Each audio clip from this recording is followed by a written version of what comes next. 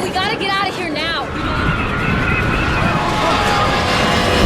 Halo guys, sebelum video dimulai, mari kita pantun dulu. Dikulum-kulum, dikunyah-kunyah. Assalamualaikum tuan dan nyonya. Kembali bersama saya Mr. Y di channel Teater 7 tentunya. Video kali ini saya bakal menceritakan sebuah film petualangan yang berjudul Journey to The Mysterious Island.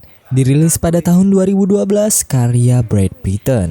Jika sebelumnya kalian pernah menonton film Journey to the Center of the Earth, nah, ini adalah film kelanjutannya yang pasti makin seru dengan petualangannya yang baru. Film ini dibintangi oleh Dwayne Johnson sebagai Hank, Josh Hutcherson sebagai Sam Anderson, Vanessa Hudgens sebagai Kailani, Louis Guzman sebagai Gabato, dan Michael Caine sebagai Alexander Anderson.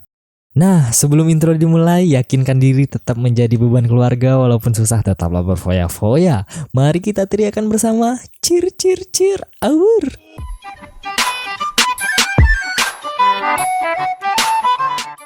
Film dibuka pada abad 19 tentang novel tulisan Jules Verne, perjalanan ke pusat bumi dan pulau misterius, tapi kaum Vernian mengetahuinya.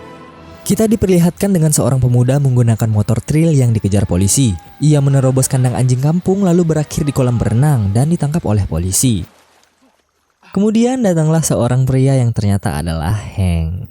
Polisi menceritakan bahwa mereka mendapatkan berita ada seorang anak yang menerobos fasilitas satelit. Setelah berdamai di tempat, akhirnya mereka pun pulang. Saat sampai di rumah, ibunya bertanya kepada Sen atas perlakuannya yang begitu nekat. Tapi Sen tidak menjawab dan akhirnya ia masuk ke kamar. Di dalam kamarnya, Sen membuka sebuah kertas yang ternyata adalah sandi dari pesan yang ia dapatkan melalui satelit tadi. Sebagai ayah baru yang mencoba mengambil hati putranya, Hank mencoba berkomunikasi dengan Sen. Ya, kita sebut saja anak ketemu gede lah ya. Sen yang kesulitan membaca pesan yang ia tangkap akhirnya dibantu oleh Hank karena ia mantan angkatan laut yang paham dengan hal seperti ini. Pulau itu nyata. Itulah pesan dari sandi itu. Dengan panduan dari pesan itu, akhirnya mereka mengumpulkan 3 buku yang ditulis oleh 3 penulis yang berbeda. Setelah semua buku terkumpul, Hank mencoba memecahkan teka-teki dari buku itu. Ia merobek 3 kertas, kemudian menyatukannya sehingga terbentuklah sebuah peta. Dan itu membawa mereka ke sebuah pulau misterius. Sen yang terlalu berambisi ingin segera pergi ke pulau tersebut untuk menemukan seseorang yang mengirim pesan itu. Ternyata ia adalah Alexander Anderson, kakeknya Sen, Vernian pertama di keluarga yang mencari pulau misterius separuh hidupnya. Hank yang tidak bisa melihat Sen pergi sendiri akhirnya membicarakan ini kepada ibunya. Tentu saja mereka berdua khawatir jika Sen pergi sendiri.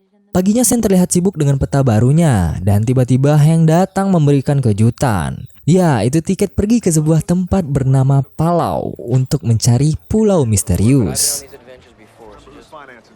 Sesampainya mereka di Palau, mereka langsung mencari kapal yang bisa mengantarkan mereka ke pulau misterius itu. Dan tak ada yang berani kecuali seorang pria paruh baya bernama Gabato. Ia menawarkan dirinya sebagai kapten terbaik di Palau, tentunya dengan bayaran 1000 USD dari Sen. Ya, siapalah ya yang gak mau uang sebanyak itu ya kan? Ternyata Gabato mempunyai helikopter, bukan kapal tongkang, bukan gerobak es krim ataupun odong-odong. Ia juga mempunyai seorang putri cantik yang menarik perhatian Sen bernama Kailani. Dan langsung saja berang-berang makan pokat berangkat. Nah, di perjalanan Sen mencoba menarik perhatian Kailani. Tentunya ini adalah hal yang paling sulit dalam sejarah peradaban manusia. Setelah itu mereka mendapati badai besar di depan mereka. Sen berkata disitulah letak pulaunya. Tentu saja tak ada yang percaya karena itu akan mendekatkan mereka kepada Tuhan. Sementara itu tuas pengendali helikopter Gabato tidak bisa dikendalikan lagi. Tiba-tiba saja mengalami kerusakan. Kemudian mereka berputar di dalam badai dan akhirnya terjatuh ke sebuah pulau misterius yang selama ini dicari. Saat mereka semua terbangun, ternyata Gabato terbelah menjadi 2, kepalanya berpisah dengan kaki. Drama Gabato pun selesai dan mereka langsung mencari tempat untuk berlindung. Mereka memasuki gua yang gelap dan menemukan tempat yang indah. Namun sedikit berbahaya karena semua yang ada di pulau ini berbalik dengan yang ada di dunia nyata. Seperti gajah yang menjadi kecil, semut yang menjadi besar, dan aku yang dulu kau sayang menjadi tak kau ingat lagi. Oke, kembali ke laptop ya. Di sini mereka on the way mencari kakek Shin, tapi salah jalan karena mereka masuk ke kandang kadal raksasa pemakan seblak, bakso aci, dan boba. Saat drama kejar mengejar, seperti aku yang selalu mengejarmu namun tak pernah kugapai. Iya. Akhirnya kadal pun tunduk dengan seorang kakek petualang, Alexander Anderson. Kakeknya Shin gitu ya kan. Nah, disinilah awal bertemunya mereka dengan kakeknya Shin. Untuk melewati malam yang cukup berbahaya di pulau ini, mereka diajak oleh Alexander ke tenda PMI dan bermalam di sana. Nah, ternyata radio yang digunakan Alexander ada di sana juga, sehingga ia dapat berkomunikasi dengan Shin beberapa waktu yang lalu. Keesokan harinya, mereka diajak oleh Alexander ke sebuah tempat yang katanya sangat bagus. Saat di perjalanan, Shin tetap berusaha mencari perhatian Kailani dengan mengajak ia berbincang. Namun, masih juga belum bisa mendapatkan perhatian dari si doi ya. Nah, disinilah si penakluk wanita memberikan rumus aljabar dan trigonometri yang dapat dipergunakan oleh Shin agar mendapatkan hati doi. Seperti yang kita semua ketahui, pada kondisi inilah seni terhebat dalam menyakiti diri sendiri. Anjay. Setelah mereka menembus hutan bambu, sampailah mereka ke tempat yang dituju. Kira-kira tempat apa ini ya? Mereka terus melaju masuk, sampai pada sebuah lingkaran yang ternyata ini adalah kota yang hilang. Atlantis. Lempeng lautan bergeser karena aktivitas vulkanis yang mendorong lautan ke permukaan. Lalu seluruh pulau tenggelam kembali ke dasar lautan. Alexander mencari tempat ini selama 30 tahun. Ia berjanji menikmatinya bersama ayah Shin saat itu. Tapi dia tidak ke sana untuk menikmatinya. Ternyata air laut mulai masuk ke pulau ini. Dan tidak lama lagi pulau ini akan tenggelam. Prediksi Alexander, ini akan terjadi 14 tahun lagi. Dan Hank membantahnya. Karena pulau ini akan tenggelam 2 hari lagi prediksinya. Selanjutnya mereka harus mencari Nautilus, kapal selam Kapten Nemo yang dibangun pada tahun 1870. Karena hanya Kapten Nemo sendiri yang tahu tempat ini, maka dari itu mereka mengambil sebuah buku pada mumi Nemo dan menemukan letak kapal selam Nautilus. Mereka memilih rute tercepat sebelum pulau ini tenggelam, melalui jantung pulau yang sangat berbahaya dan siap memberikan mimpi buruk bagi mereka. Ketika mereka sedang melewati sebuah sungai, terjadilah sebuah pergerakan yang disebabkan aktivitas lempeng tektonik dari bawah pulau, dan mereka dihujani debu gunung berapi emas. Saat itu juga Shin dan Gabato ingin ke gunung itu untuk mengambil emasnya, namun Hank tak mengizinkannya karena sudah tidak ada waktu lagi sebelum pulau ini rata dengan air. Akhirnya bujukan Kailani yang meluluhkan hati Shin untuk melanjutkan perjalanan lagi. Di sini keadaan berbalik ketika Shin yang sedikit ngambek dibujuk oleh Kailani sehingga mereka berdua curhat. Seperti wanita pada umumnya, saat sedang asik berbincang, Shin malah ditinggal oleh Kailani dong. Anjas, ada apa sih wanita? Kok kita sedang nyaman bercerita malah tinggal-tinggal aja ya? Anjas. Oke, fokus. Karena di ujung jalan kita dipertemukan dengan tebing yang sangat tinggi dan tidak masuk akal jika memanjatinya. Karena siapapun yang terjatuh akan menjadi bubur ayam. Oke, fix. Untung saja mereka memiliki tiket penerbangan via Lebah Madu. Oke, langsung saja. Si Bagas main Tekken. Iya gasken. Saat sedang asik terbang, mereka dikejar sekumpulan burung yang kelaparan. Nah, di sini terjadi balap-balapan yang gak lazim. Jangan ditiru ya. Lebah di tempat kita berbahaya. Saat balapan selesai, Shin terjatuh dan kakinya patah.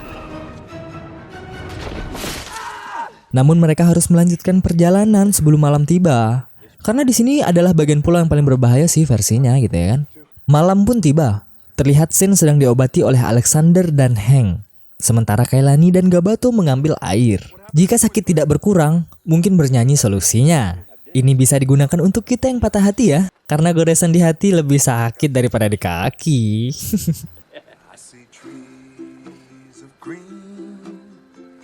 Setelah itu mereka berbincang tentang Hank yang belajar bermain gitar dari kecil dan ayahnya yang pergi sejak Hank berumur 8 tahun. Di tempat lain sepertinya Gabato sudah merasakan jika Kailani dan Shin mulai sama-sama menyukai. Tapi Kailani pesimis seakan-akan setelah kembali dari pulau ini, ia dan Shin akan berpisah. Gabato juga berjanji bagaimanapun ia akan mencari cara untuk menguliahkan Kailani. Keesokan hari, air sudah mulai menggenangi pulau ini. Mereka semuanya terbangun, namun Gabato telah pergi entah kemana. Ternyata Gabato pergi ke gunung emas itu. berniat untuk mengambilnya agar bisa dijual nanti. Di sini tim terbagi dua. Kailani dan Alexander menyusul Gabato. Hank dan Shin pergi mencari kapal selam Kapten Nemo. Setelah mereka menemukan Gabato, Kailani membujuknya untuk berhenti menginginkan hal itu karena kita sudah mempunyai apa yang kita inginkan selama kita bersama, bujuk Kailani. Di tempat lain, Hank dan Shin mulai menyelam dengan oksigen bertabung plastik kresek buatan mereka dan kapal selam ditemukan. Sementara Alexander masih mencari jalan menyusul Hank dan Shin. Di sini mereka menemukan masalah baru. Tuas pembuka pintu yang sulit diputar dan belut kecil yang berusaha menyerang. Dan setelah masalah itu teratasi, mereka berhasil masuk ke dalam kapal. Sepertinya Alexander sulit menemukan arah utara karena banyak perubahan yang terjadi. Dengan menggunakan ilmu alam, mereka menggunakan petunjuk dari laba-laba karena mereka membangun sarang menghadap ke utara. Lalu, mereka pergi ke arah sebaliknya. Di dalam kapal, Hank mencoba menyalakannya. Namun masalah baru datang lagi. Karena lama tidak dinyalakan, baterai kapal ini soak dan harus dicas. Tapi tidak bisa menggunakan powerbank ya. Satu-satunya cara adalah menggunakan tenaga belut kecil dan lucu tadi. Sebelum Hank keluar untuk charging, Shin berpesan jika ia takut kehilangan Hank. Dan Hank berjanji bahwa ia akan kembali. Oke, lanjut. Gunung mulai erupsi, hujan petir pun terjadi. Saat itu terbelahnya tanah yang ada di pulau ini karena akan segera tenggelam oleh air. Setelah berada di luar kapal, Hank mencoba menarik perhatian si belut listrik dengan bernyanyi dan menari. Tentu saja saat belut itu emosi, Hank langsung saja menancapkan charging tipe C ke belut ini. Oke, baterai terisi. Kapal hidup lagi, keadaan pulau ini juga tidak bersahabat lagi. Dan tentu saja mereka semua mencari jalan untuk pergi. Setelah mereka masuk ke kapal, ternyata yang mengendarai kapal itu adalah Hank. Di sini ia belum cukup berpengalaman membawa truk dengan full muatan. Gabato diminta mengambil kendali selaku sopir satu. Saat ada batu besar yang menghadang mereka, Hank langsung reload peluru dan Shin diminta untuk menembak batu ini dulu sebelum Kailani. Anjir.